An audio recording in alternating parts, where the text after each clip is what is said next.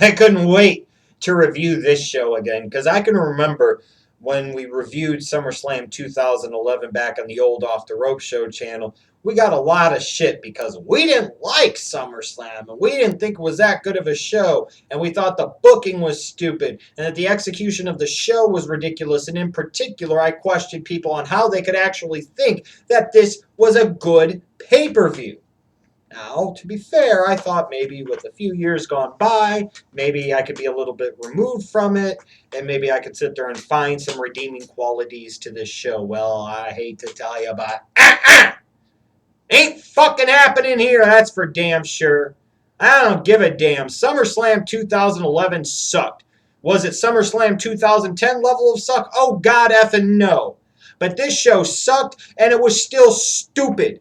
And I hope that now, with a few years gone by, that more of you could see why this show absolutely sucked. And this, to me, shows the disconnect between the different types of wrestling fans out there. We've all got our things that we're into. We've all got our things that we like. And I never dispute that when it comes to pay-per-views where you're actually trying to charge people money to watch your stuff, that the in-ring component is incredibly important. There's no doubt. That's what you're selling the pay-per-view on the back of, is that we're going to get delivery, we're going to get payoff in these matches at the pay-per-views. It's important. There's no question. But that's not the only fucking thing that matters with the pay-per-view. There's still flow of show, there's still execution, there's still booking, there's still how things are delivered, when, why. All of that gets factored in. You have to have, I think, a broader scope on how you appreciate things. You know, a good in-ring work match is all fine and good, but if it doesn't mean anything and if it doesn't lead to the right things, then it's stupid. And to me, at least I can sit here and say this, that me reviewing this show again in 2014, it's not even me going back and looking back and second guessing. I was first guessing 3 years ago, and I was pooning this show 3 years ago just as hard and heavy as I'm going to do it right now, and in particular, pooning the people that defended this bullshit back in 2011. You don't like my review of this show because you like this show? Well, too damn bad. Fuck you. I don't care. This show is stupid. And I hope now, again, as time has gone along, more of you can be exposed to the truth of just why this show was so stupid. It sucked. Like, you look at the dark match. Dolph Ziggler, A-Rye. Wasn't it for like the US or IC title? I think it was a US title, wasn't it? You know, here's A-Rye. You split him off with The Miz. He freaking gets a pay-per-view victory over The Miz. Now you come to one of your big four shows, your big show of the summer, and he's dark matching with freaking Ziggler, and he doesn't even go over Ziggler in the goddamn dark match. God. You know, just when you think, hey, maybe they're at least going to try to make a new star. Nope, they WWE'd A-Rye. Imagine that. Just like they've done to so many others. See Wade Barrett. See Ryback. See countless other individuals not named John Cena or Randy Orton. Then the official kickoff of this show. So you got Kofi, was it Jomo and Ray versus the Awesome Truth and ADR. Now, help me understand this here. You've got the Awesome Truth, who you're going to do bigger things with in the fall of this year, including having them headline another of your big four shows in Survivor Series. And you've got ADR, your Money in the Bank winner. And you have them lose here to Kofi, Jomo, and Ray. This is fucking stupid at a time and period full of stupid booking decisions by the WWE. One match that I kind of liked on this show was Mark Henry versus Sheamus, and Mark Henry winning how he did by countout.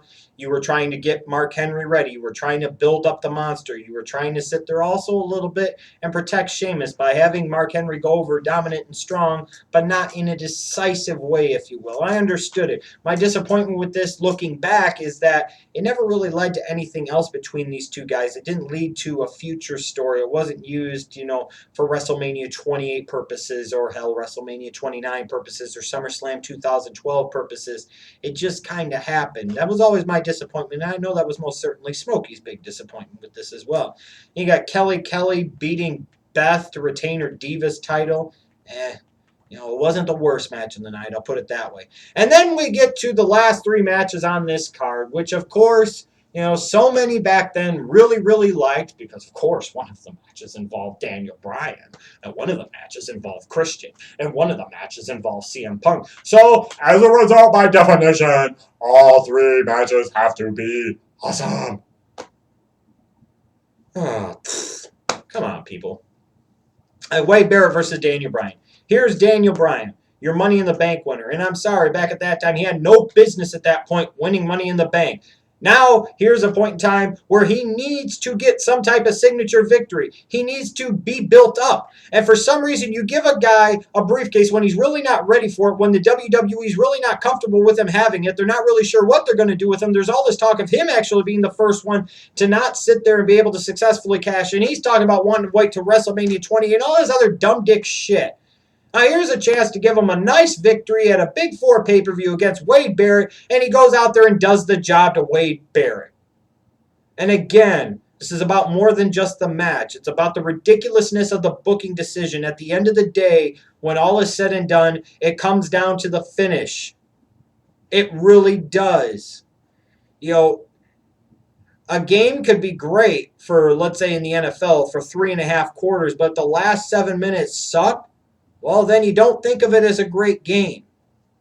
You could have times where the first 2 to 3 quarters of an NFL game completely blow chunks. I think about the 2007 season and that Super Bowl between the Giants and the Patriots. That first half in particular sucked pretty bad, and the third quarter didn't get a whole lot better. But man, oh man, that fourth quarter was something special. And now everybody thinks about it all these years later as this great all-time classic epic Super Bowl that it frankly was not. But again, it was about the finish. It's about the way things closed. It was the ending. It was the fact that the Giants ended the undefeated season of the New England Patriots. It was so many different things. You know, all of that encapsulated. Well, here's Wade Barrett beating your Money in the Bank winner, who desperately needs to get a signature victory at a Big Four pay-per-view. It was just dumb. The match was average. It felt like something that should have been a 1 hour or 2 hour main event on a Raw, or maybe a 1 hour main event on a SmackDown. Not pay-per-view worthy. Just because it has fucking Daniel Bryan in it does not make it a 5-star epic awesome classic encounter, period. And the booking decision was completely ridiculous, period. And then, speaking of booking decisions and the abortion of a storyline in 2011 that was Randy Orton versus Christian, oh, Christ almighty. You want to talk about some bad writing and some bad booking by the WWE. 2011, their 2 world title feuds. Oh, shit, hell almighty. No holds barred. World Heavyweight Championship. Randy Orton versus Christian. Did you have any delusions or any realistic thoughts in your mind at any point in time going into this that Christian in any way, shape, or form was actually going to retain his title here? Knowing the fact that he won it back in the most bullshit of fashion at the pay-per-view before. So you know what the finish is going to be all along. You don't like the feud because it's stupid, because it is stupid. At no point in time has Christian been made to look viable or credible in any way, shape, or form. It's all about Randy Orton and making him look like freaking God. And then you get to this match here, and of course Randy Orton beats Christian. And a lot of you nincompoops 3 years ago said, "Hey, this is a great match." For what? Just to sit there and have Orton win the fucking title back? No, it was dumb. This match was dumb. It was a waste of time. This whole feud was dumb. It was good for the channel back in 2011, ironically enough, because a lot of people actually had enough sense to realize what Randy Orton was doing, how Randy Orton was hurting the WWE, and I managed to cash in on that, so I appreciate that. But this feud was stupid, and this match was stupid. And it only got worse with the main event. CM Punk versus John Cena. Who's the real champion? You know this was going to get screwed all to hell. So CM Punk wins the belt at Money in the Bank. And the wrestling business is abuzz about it. The fans are abuzz about it. Everybody's talking about it. What's going to happen? What's CM Punk going to do? What's the WWE going to do with this? Oh, they're going to bring CM Punk back 8 days later for no fucking reason and just go right back to him versus John Cena because you had to have that match to main event Summerslam. Oh. Once they brought CM Punk back, I'm like, yep, they have no long-term plans for this. And I'm not going to like the road that this goes down. Instead of giving us a potentially once in a generation or once in a decade, I should say, type of storyline that really potentially starts a new era, that really revitalizes interest in the product, they're going to give us something that feels typical modern WWE, that's going to leave us feeling like we're disappointed, like this is the type of bullshit that we're going to get from them, and lets us know how they truly feel about us as fans. And they don't care. They're going to do what the fuck they want. And ta-da! The WWE did exactly that. And of course, a lot of you nincompoops again are going to sit there with your flaming keyboard fingers of fire and say, oh my god, this was awesome. This was CM Punk and John Cena. This match was almost as damn good as their encounter at Money in the Bank. Ah, shut the fuck up. This was stupid. Because the whole while, you know Triple H is the guest referee. You know something stupid's going to happen. You know something squirrely's going to happen. Oh, it did. It did. So let me get this straight. CM Punk versus John Cena. Who's the real WWE champion? CM Punk comes back after 8 days for no fucking reason, showing himself to be really CM Moron, or is in Chicago Moron. Came back for no reason, lost all of his leverage. Why? Because he was a fucking Chicago-made moron. So he comes back, puts his title on the line against Cena's hurried up and won title, and it feels like a weak-ass attempt to create a champion versus champion angle.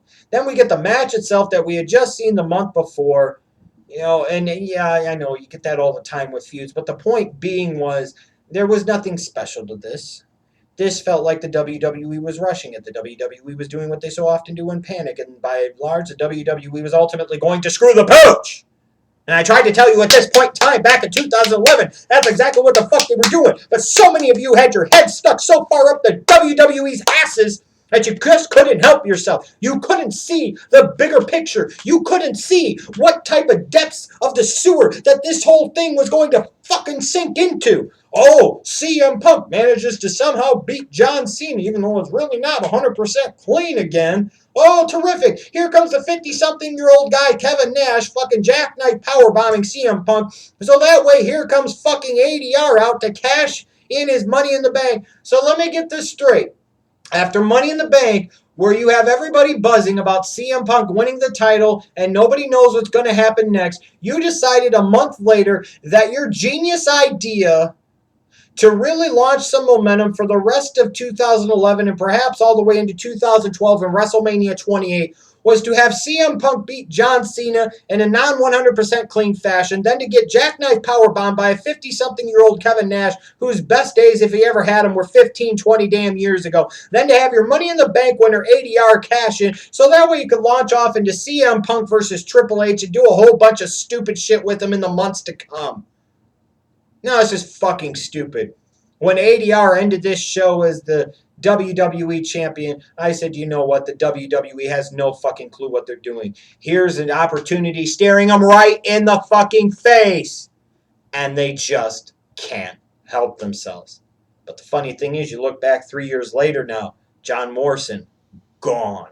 ADR, gone. Wade Barrett, out with injury again. Kelly, gone. Beth Phoenix, gone. Christian, non-factor. CM Punk, gone.